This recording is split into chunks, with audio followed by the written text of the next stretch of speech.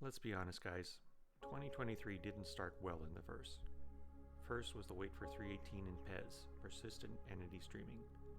What was hailed to be a pivotal milestone on the way to server meshing started as a disaster.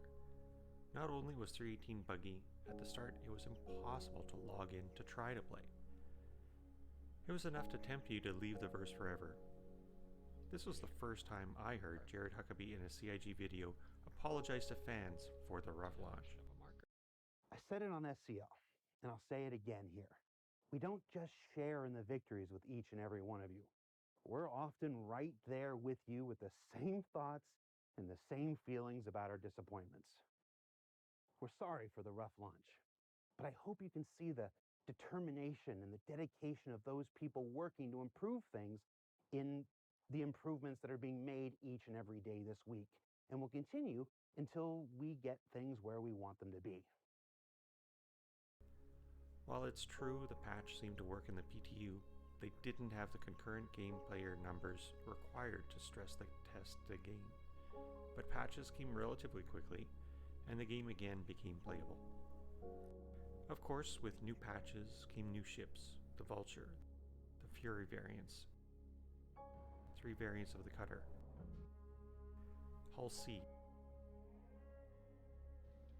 the A1 Spirit Bomber, the somewhat disappointing Storm and Storm AA tanks, the Gatax Yulin, as well as the SRV, the Santok Yai, the X1, and the F8 Lightning.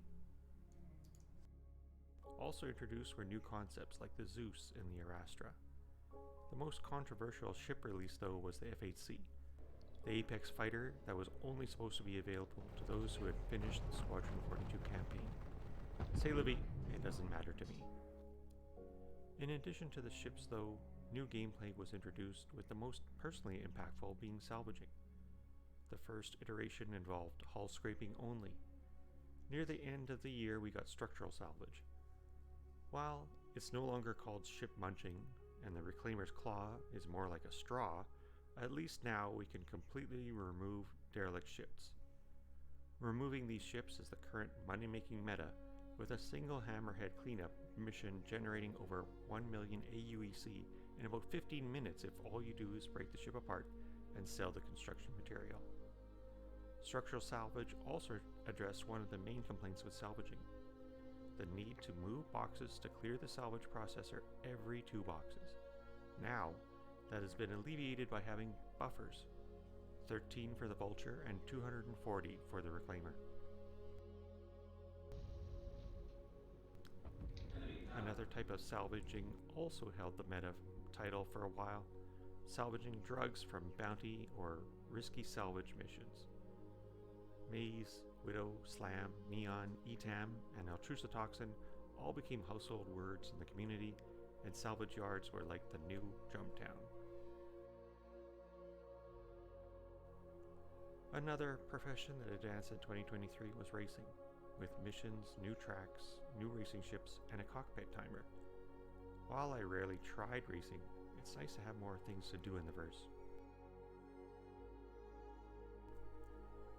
Other improvements included a revamped Arena Commander, new locations like derelict settlements with small bars and trade kiosks, ship trespassing, ship tractor beams, and limiting the process of clearing your crime stat to SPK alone.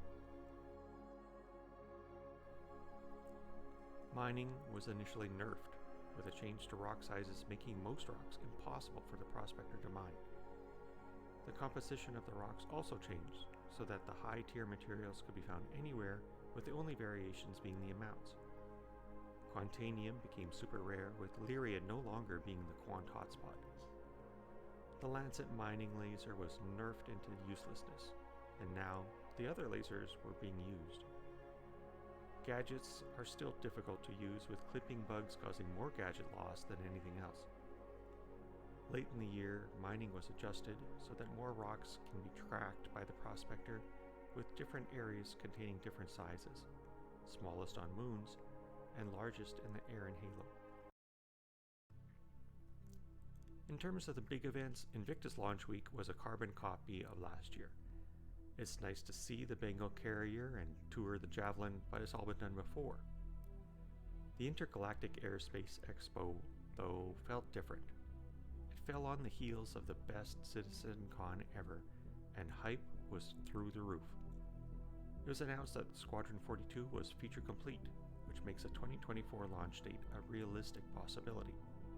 This also means most of the developers can now move back to Star Citizen, and the hopium in the community is palpable. Seeing Chris Roberts tear up after getting a standing ovation was a highlight for me.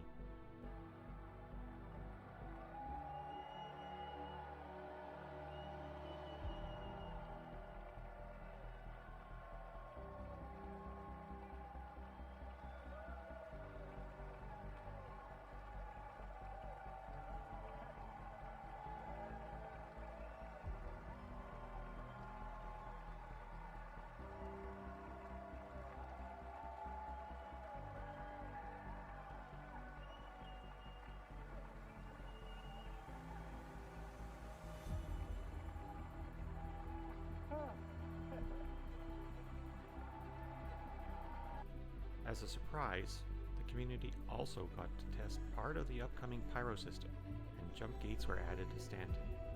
Non-functional jump gates, but jump gates nonetheless. Overall, I think CIG pulled 2023 from the dustbin, and I'm more optimistic than ever. Thanks for holding the line, CIG.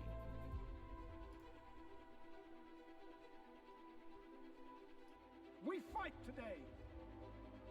So in 40 years from now, when you're surrounded by everything and everyone you hold dear, and they ask, what did you do in the Battle of Vega?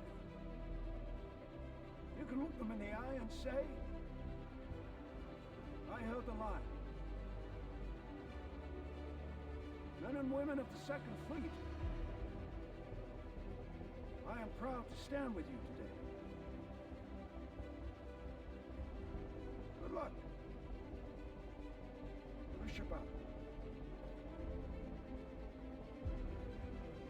Nice speech. Any word from the recon team? Not yet. Let's get into position.